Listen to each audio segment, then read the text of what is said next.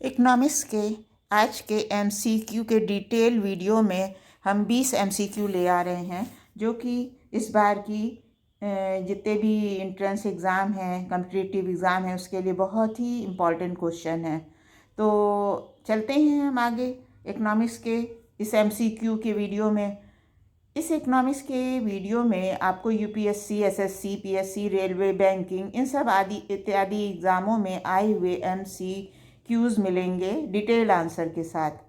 पहला क्वेश्चन है, उड़े देश का आम नागरिक उड़ान योजना के अंतर्गत श्रेणी 2 और श्रेणी 3 के शहरों में क्षेत्रीय हवाई सेवाएं कितने रुपए प्रति घंटा में उपलब्ध कराई जाएगी? आंसर है 2500 रुपये। डिटेल्ड आंसर में आ जाइए तो उड़ान का तात्पर्य उड़े देश का आम नागरिक है। उड़ान योजना एक क्षेत्रीय संपर्क परियोजना है जो कम दर पर देश के ग्रामीण क्षेत्रों को हवाई जहाज की सेवा से जोड़ती है। उड़ान 4 में कम लागत वाली उड़ानों के लिए 78 नए रूट शामिल हैं। नागरिक उड्डयन मंत्रालय के प्रमुख कार्यक्रम क्षेत्रीय कनेक्टिविटी योजना उड़ान उड़े देश का आम नागरिक ने 27 अप्रैल 2017 को प्रधानमंत्री द्वारा अपनी पहली उड़ान शुरू करने के बाद से सफलता के 5 साल पूरे कर लिए हैं। उड़ान योजना एक उड़ान स्कीम जो है उसको उड़ान योजना को उड़ान स्कीम कहते हैं हिंदी में। एक केंद्र प्रायोजित योजना है जिसे उड़े देश का आम नागरिक कहा जाता है। इसका उद्देश्य भारत के टियर 2 और टियर 3 शहरों की हवाई यात्रा को आम जनता के लिए अधिक किफ़ायती बनाना है। केंद्र सरकार मूल्य वर्धित कर वैट पर 2% उत्पाद शुल्क, एक्साइज ड्यूटी और सेवा कर सर्विस टैक्स के 10वें हिस्से के साथ साथ क्षेत्रीय कनेक्टिविटी योजना हवाई अड्डों के लिए उदार कोड साझाकरण देगी। विशिष्ट उड़ानों के जरिए योजना को वित्त पोषित करने के लिए एक क्षेत्रीय कनेक्टिविटी फंड की स्थापना की जाएगी। सरकार के अनुसार यदि यात्री भार कारक अधिक रहता है तो वीजीएफ को कम किया जाएगा और फिर 3 साल बाद चरणबद्ध तरीके से समाप्त कर दिया जाएगा जब मार्ग आत्मनिर्भर हो जाएगा। सेकंड क्वेश्चन है, लचीला मुद्रास्फीति लक्ष्यीकरण एफआईटी ढांचे के कार्यान्वयन के लिए एक सांविधिक आधार प्रदान करने के लिए किस अधिनियम में संशोधन किया गया था? आंसर है भारतीय रिजर्व बैंक RB1 अधिनियम 1934। डिटेल आंसर देखिए, भारतीय रिजर्व बैंक RBI अधिनियम 1934 में लचीली मुद्रास्फीति लक्ष्यीकरण FIT ढांचे के कार्यान्वयन के लिए एक वैधानिक आधार प्रदान करने के लिए संशोधन किया गया था। भारतीय रिजर्व बैंक की स्थापना इस अधिनियम के तहत की गई थी। ये भारत में बैंकिंग प्रणाली की रूपरेखा और दिशा निर्देश प्रदान करता है। FIT लचीली मुद्रास्फीति लक्ष्यीकरण एक मौद्रिक नीति की रणनीति है। एक निश्चित सीमा, इसीलिए इसे लचीला कहा जाता है, कि भीतर मूल्य स्तर बनाए रखने के लिए RBI द्वारा इसे लागू किया जाता है। मुद्रास्फीति लक्ष्यीकरण मौद्रिक नीति को तय करने में अधिक स्थिरता और पारदर्शिता प्रदान करता है।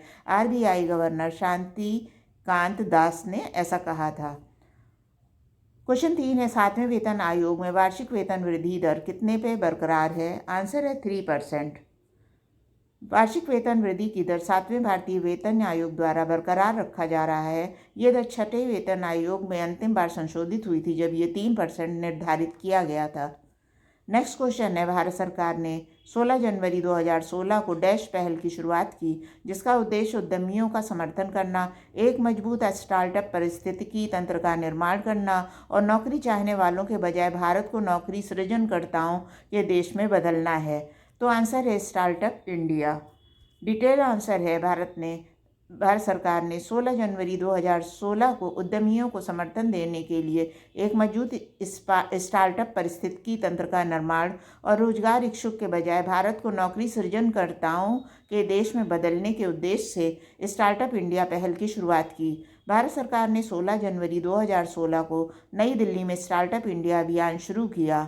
इस आयोजन का उद्देश्य देश के युवाओं को उद्यमशीलता की भावना को बढ़ाना था और इसमें दुनिया भर के सबसे बड़े स्टार्टअप 1500 से अधिक के CEO और संस्थापक ने भाग लिया।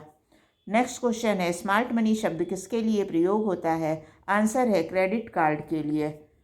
डिटेल्ड आंसर, क्रेडिट कार्ड को कभी कभी स्मार्ट मनी के रूप में भी माना जाता है क्योंकि ये भौतिक रूप में भी क्योंकि ये भौतिक रूप से नकद को आवश्यकता के बिना सुविधाजनक तरीके से लेन देन की प्रक्रिया सरल बनाता है। ये एक प्लास्टिक मनी है जिसका प्रयोग पूरे विश्व में उत्पादों और सेवाओं के भुगतान के लिए 20 मिलियन से अधिक स्थानों पर किया जाता है।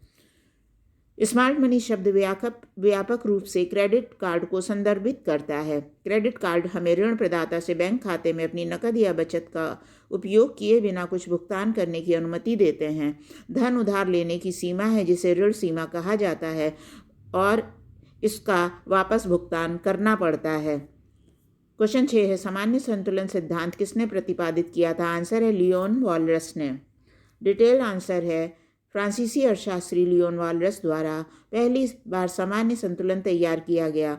सामान्य संतुलन सिद्धांत या वॉलरसियन सामान्य संतुलन व्यक्तिगत बाजार विसंगतियों की संपत्ति के बजाय समग्र रूप से कार्य करने के लिए व्यापक आर्थिक कार्यों का वर्णन करना चाहता है।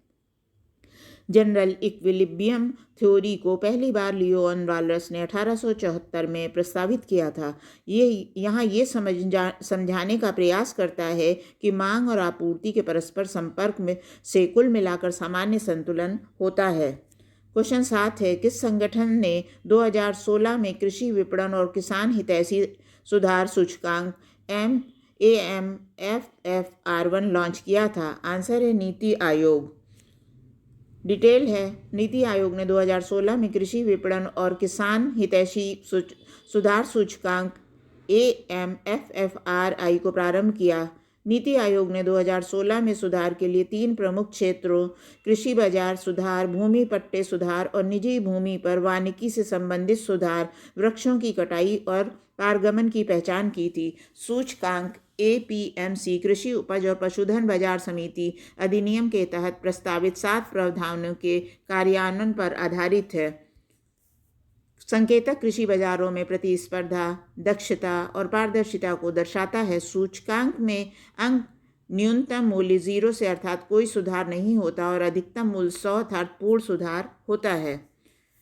क्वेश्चन 8 है, पूर्ति और मांग स्वयं निर्धारित कर लेती है। पूर्ति अपनी मांग स्वयं निर्धारित कर लेती है, ये उक्ति किसकी है? आंसर है JB से की। JB से ने कहा था कि आपूर्ति अपनी खुद की मांग पैदा करती है, आपूर्ति अपनी खुद की मांग बनाती है।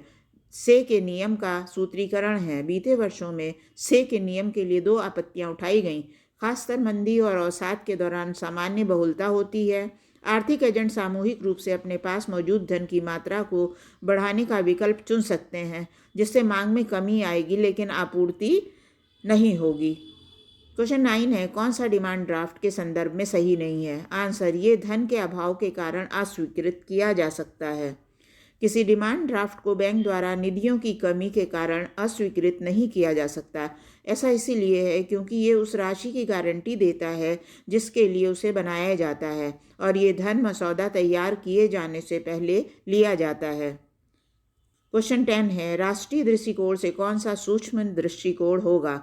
आंसर है BSNL द्वारा मोबाइल फ़ोन की बिक्री का अध्ययन।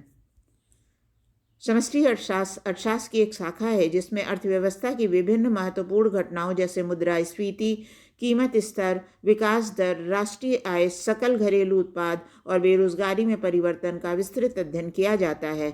दूसरी ओर सूक्ष्म या व्यष्टि अर्थशास्त्र दुर्लभ संसाधनों के आवंटन के संदर्भ में निर्णय लेने वाले व्यक्तियों और फर्मों के व्यवहार तथा इन व्यक्तियों और फर्मों के मध्य पारस्परिक क्रियाओं का अध्ययन करता है। इस प्रकार BSNL द्वारा मोबाइल फ़ोन की बिक्री का अध्ययन सूक्ष्म यानी व्यष्टि अर्थशास्त्र के अंतर्गत आता है। व्यष्टि अर्थशास्त्र में केवल एक चीज़ का प्रयोग किया जाता है और समष्टि अर्थशास्त्र पूरे समाज का अध्ययन करता है। इसी के साथ ये वीडियो समाप्त हो रहा है। आप मेरे चैनल को अवश्य सब्सक्राइब कर दें और बेल आइकन को प्रेस